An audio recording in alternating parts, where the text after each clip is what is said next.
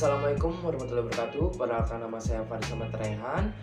NIM saya 423200100084. Di sini saya ingin mempresentasikan materi utama yang mengenai pencegahan korupsi, yang merupakan ringkasan dari modul 15 dari mata kuliah Pendidikan Anti Korupsi dan 3 UMB.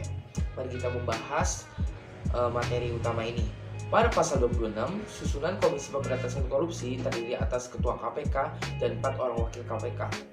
Komisi Pemberantasan Korupsi sebagaimana yang dimaksud pada ayat 1 membawakan bahwa 4 bidang terdiri dari atas: bidang pencegahan, bidang penindakan, bidang informasi dan data, dan bidang pengawasan internal dan pengaduan masyarakat. Tugas pencegah KPK pada pasal 13 terdapat beberapa wewenang yang melakukan tugas dan langkah pencegahannya. Yang pertama adalah melakukan pendaftaran pemeriksaan terhadap laporan harta kekayaan penyelenggara negara, menerima laporan dan menetapkan status gratifikasi, menyelenggarakan program pendidikan anti korupsi dan pada setiap jenjang pendidikan, merancang dan mendorong terlaksananya program sosialisasi pemberantasan KPK, dan terakhir melakukan kampanye anti korupsi kepada masyarakat umum. Berikutnya adalah tugas LIDI, DIK, dan TUT pada pasal 11.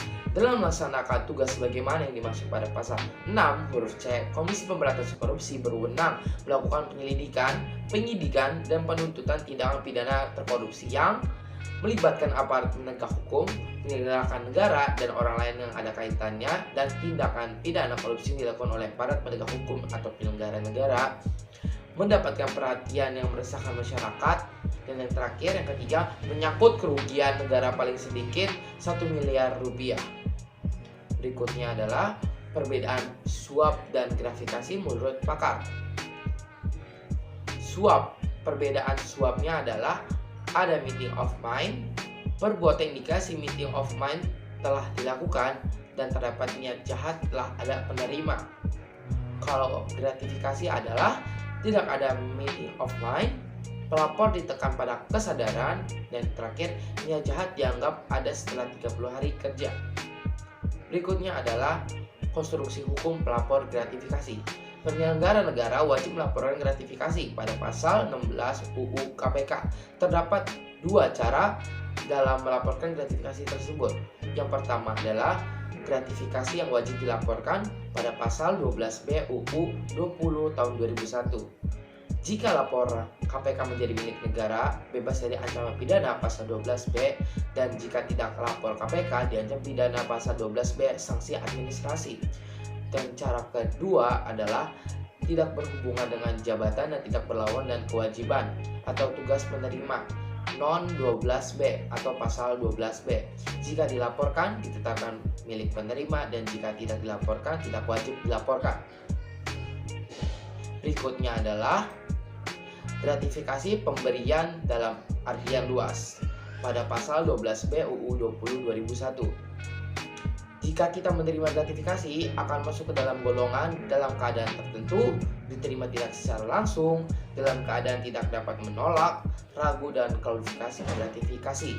Jika kita menolak terdapat masuki ke dalam dianggap suap dan diberikan langsung. Itu jika kita menolak gratifikasi. Dan jika kita menerima, kita harus wajib lapor dan tidak wajib lapor. Di dalam wajib lapor terdapat 2 laporan. Yang pertama adalah milik negara dan milik penerima. Milik negara adalah gratifikasi dianggap suap, berhubungan dengan jabatan, bertentangan dengan tugas dan kewajiban. Jika milik penerima adalah tidak berhubungan dengan jabatan, tidak bertentangan dengan tugas dan kewajiban. Jika kita tidak wajib melapor, yang pertama adalah karena hubungan keluarga, tidak ada konflik kepentingan, terkait musibah atau bencana maksimal 1 juta, pernikahan, kelahiran, akikah, baptis, kintan, upacara adat, dan seterusnya.